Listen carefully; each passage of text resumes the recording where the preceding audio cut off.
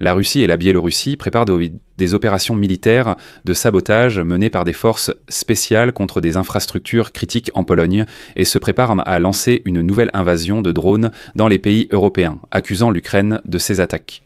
C'est l'évaluation formulée par l'Institut pour l'étude de la guerre.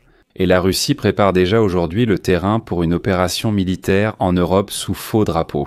Outre la préparation évidente de la composante militaire, les Russes ont lancé des opérations d'information anti-ukrainiennes en Pologne et en Allemagne.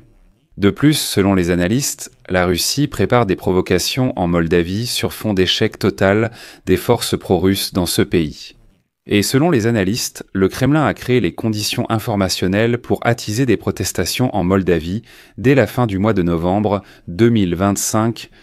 Dans cette émission, nous discuterons avec vous des signaux que Moscou envoie elle-même concernant la préparation d'opérations militaires en Pologne dont elle souhaite ensuite accuser l'Ukraine.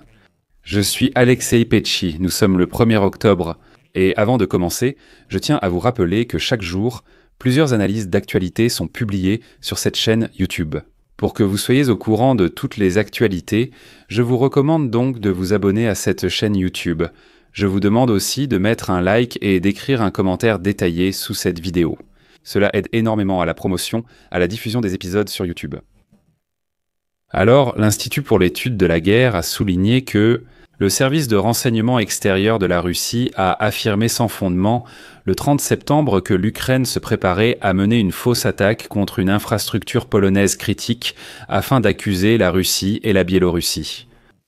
Le service de renseignement extérieur russe affirme que la direction principale du renseignement militaire ukrainien et les services de renseignement polonais prévoient donc d'envoyer en Pologne un groupe de sabotage et de reconnaissance composé de citoyens. Des citoyens de Russie et de Biélorussie, issus de la Légion pro-ukrainienne Liberté de la Russie et du régiment Kastus-Kalinowski. Le service de renseignement extérieur a déclaré que ces troupes se feraient passer pour des forces spéciales russes et biélorusses lors d'une conférence de presse après que les forces de sécurité polonaises les auront capturées, et que les forces pro-ukrainiennes accuseraient la Russie et la Biélorussie de l'incident.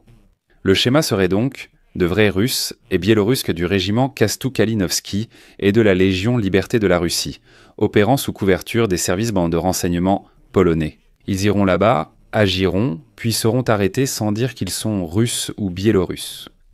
Le service des renseignements extérieurs de Russie a déclaré que l'Ukraine pourrait simultanément mener une soi-disant attaque contre des infrastructures critiques en Pologne afin d'amplifier la résonance publique.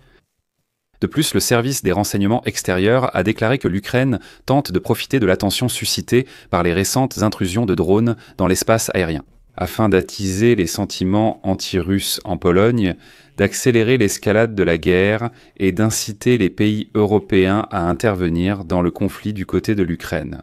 Autrement dit, la racaille russe lance elle-même des drones contre les pays européens. Ensuite, le service des renseignements extérieurs affirme que l'Ukraine essaye de profiter de ces épisodes. Les analystes pensent donc que le Kremlin aurait demandé au service des renseignements extérieurs de publier cette déclaration pour éviter d'assumer la responsabilité d'une future opération de sabotage russo-biélorusse contre la Pologne. Il est aussi à noter que le ministère russe des Affaires étrangères avait déclaré que les 19 drones ayant attaqué la Pologne le 10 septembre auraient été lancés par des Ukrainiens. Sous mes émissions, ces personnes lavées involontairement viennent aussi. Les Russes de Lodémaré affirment que la preuve de l'origine ukrainienne des drones existe depuis longtemps.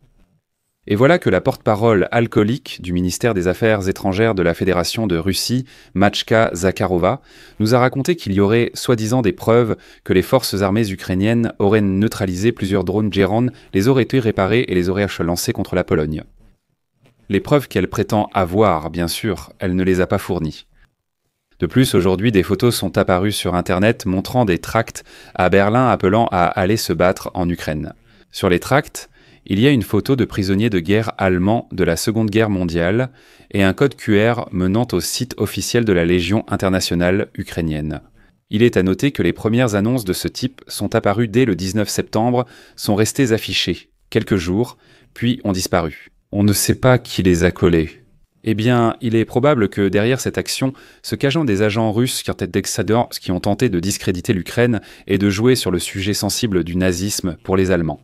En général, il faut se rappeler que le Kremlin utilise souvent le renseignement extérieur pour diffuser des affirmations infondées sur des attaques en préparation, dans le cadre de campagnes de désinformation visant à affaiblir le soutien à l'Ukraine et à semer le doute sur les provocations russes contre l'OTAN.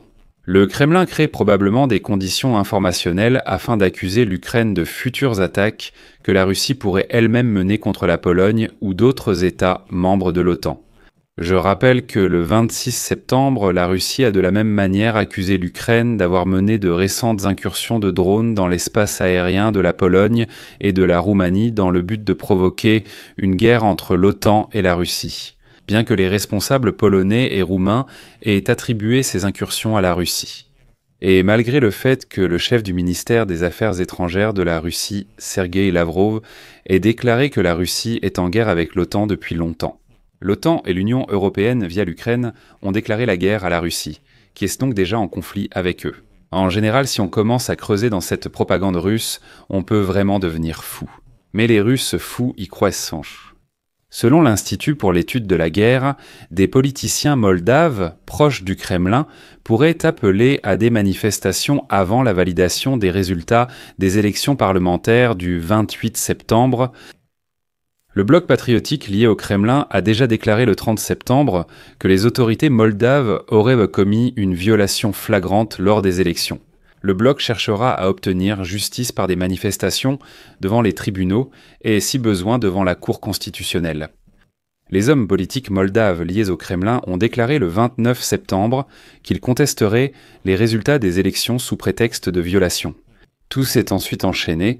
Des hauts fonctionnaires du Kremlin continuent de soutenir les déclarations des hommes politiques moldaves liés au Kremlin concernant des prétendues falsifications et violations lors des élections.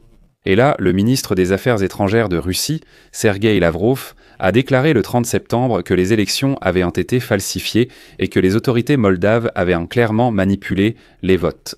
On pourrait se demander qu'est-ce que cela peut bien faire à un certain Lavrov, ce qui se passe dans un autre pays. Mais ce sont des Russes. Non seulement ils ne peuvent pas s'empêcher de mettre leur nez là où on ne les invite pas, mais ils ne peuvent tout simplement pas vivre autrement. Continuons. Valentina Matvienko, présidente du Conseil de la Fédération de Russie, a affirmé le 29 septembre que Maya Sandu avait mené le parti Action et Solidarité à la victoire parlementaire de façon illégitime, parlant de victoire à la proto Fedossin, à la pointe des baïonnettes, bien qu'on ne sache pas exactement ce qu'elle entend par là. Et voici le plus intéressant. Matvienko a encore déclaré « C'est une Russe, cette Russe malpropre qui n'a absolument aucun rapport avec la Moldavie ». C'est Matvienko qui déclare « Les citoyens de Moldavie ne reconnaîtront pas ces élections ». Mais qui es-tu donc?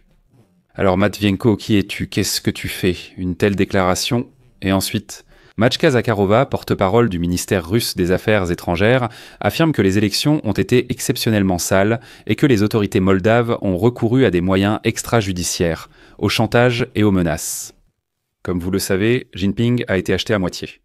Tout l'appareil du Kremlin, eh bien, il en tremble presque du fait qu'ils n'ont pas réussi à faire passer leurs politiciens pro-russes en Moldavie, alors ils fourrent leur nez dans la politique moldave. La législation moldave exige que la Commission électorale centrale rédige un rapport sur les résultats des élections parlementaires sous 5 jours, puis le soumette à la Cour constitutionnelle sous 1 jour avant le 4 octobre. La Cour constitutionnelle doit ensuite confirmer ou invalider la légalité des élections dans un délai de 10 jours, c'est-à-dire avant le 14 octobre. Les candidats ou voteuses aux élections peuvent demander aux autorités un recomptage des voix jusqu'à ce que le tribunal approuve les résultats, c'est-à-dire jusqu'au 14 octobre. La Cour constitutionnelle peut invalider les élections en cas de violation du code électoral durant le processus ou le dépouillement. Il est donc désormais évident que le Kremlin crée les conditions pour l'émergence, peut-être même de protestations violentes, dans le but d'écarter Maya Sandu du pouvoir après les élections et pourrait lancer des manifestations pour contester les résultats électoraux. Le Kremlin peut toujours envisager de fomenter des protestations violentes, même si la Cour constitutionnelle de Moldavie valide les résultats. Peut-être pour créer une copie miroir voulue par le Kremlin, comme le mentionnent les analystes de l'Institut pour l'étude de la guerre, une telle copie miroir. Des manifestations pro-européennes de l'Euromaïdan en 2014 en Ukraine ont entraîné l'éviction du président pro-russe Viktor Yanukovych. Le Kremlin a déjà préparé le terrain pour attiser les protestations en Moldavie dès fin novembre 2025. C'est pourquoi les Européens doivent ici prêter une attention particulière à ce qui se dit, et ce qui est très important, à ce que font les Russes malpropres. Ils vont évidemment continuer à essayer de déstabiliser l'Europe en accusant l'Ukraine de tout, par exemple. Je vais m'arrêter ici. Donnez votre avis, écrivez vos conclusions dans les commentaires sous cet épisode. Surtout vous, les Russes qui venez ici, écrivez toute votre bile qui sort de vous, écrivez dans les commentaires, vous serez utile. Vous comprenez bien pour qui.